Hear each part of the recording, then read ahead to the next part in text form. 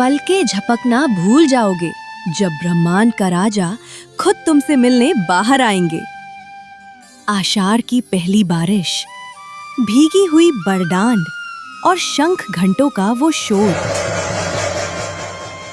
अपनी जन्मभूमि गुंडीचा धाम और मौसी माँ के स्नेह को दिया वो दिव्य वचन निभाने हर साल महाप्रभु मंदिर की चौखट छोड़ के लोगों के बीच आते हैं। इंसानों की बनाई जात पात की दीवारें तो बस मंदिर की चौखट तक ही थीं।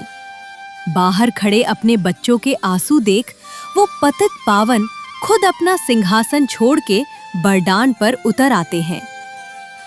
नंगे पैर, आंखों में आंसू, जब लाखों हाथ उस रथ डोरी को खींचते हैं तो मानो हर ओडिया का कलेजा खिंचता है। हाथ भले अधूरे हो, पर जब वो गले लगाने आते हैं तो पूरा ब्रह्मांड छोटा पड़ जाता है। कृष्णा प्रॉपर्टी एंड डेवलपर्स की तरफ से रथ यात्रा की हार्दिक शुभकामनाएं। जय जगन्नाथ।